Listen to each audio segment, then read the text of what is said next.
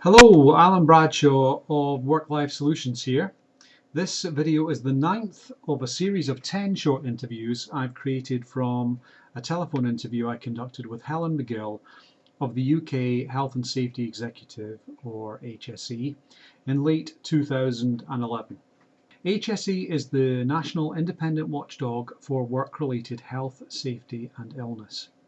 Helen at that time worked with the HSE stress team and had responsibility for communicating HSE policy towards the management and prevention of work-related stress in organisations. In this video, Alan and Helen compare and contrast the management standards and the management competencies.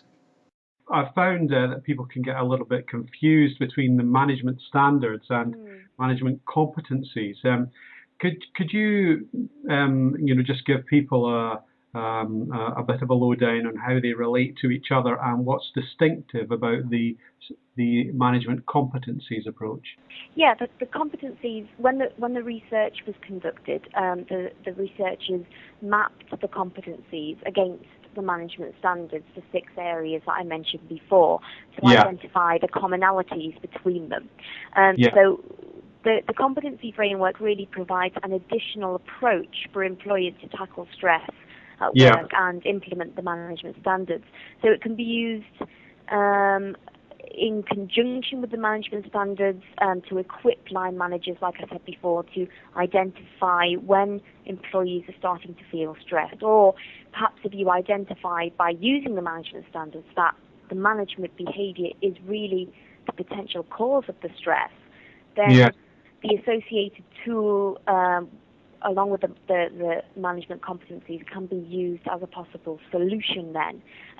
But it has to be said, though, that effective stress management doesn't have to be a separate activity. It's part of normal general management activities. It's really about the way managers behave on a day-to-day basis towards those that they manage. Yeah, so the management competencies, so the management standards is kind of a sort of an organisational approach to managing stress risks at work.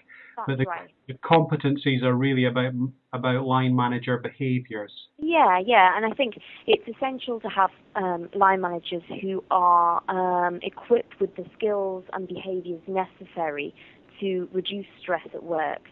So you may decide to look at that as a separate thing to the management standards, but at the same time, if following the results of your staff survey around the management standards, management behaviour comes up as a real issue, then you may think about getting all of your managers to take the self-assessment tool, to take the self-assessment questionnaire, and try and start to use and integrate the management competency framework into your management training processes.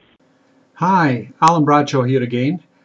Just to let you know that if you're interested in finding out more about the stress management competencies, we've organised free stress management competencies roadshow events right across the UK. These are free half-day events to raise awareness of the competency framework, the associated questionnaire tools and interventions for line managers. Full-day Train the Trainer workshops have also been set up for those who wish to use the interventions to upskill their line managers. I've also recorded an interview with Emma Donaldson Fielder, the occupational psychologist who led the research into the stress management competencies. This can be found on our YouTube channel and on our blog, which is on our website. Emma is facilitating the Train the Trainer workshops that we've organised across the UK. You can find all the other videos in this series on our YouTube channel, Work-Life Solutions, or on our website, www.the-stress-site.net.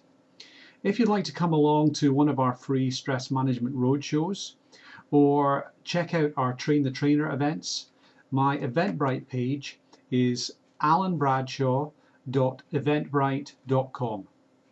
HSE's stress website is www.hse.gov.uk/stress. I look forward to catching up with you on the next video.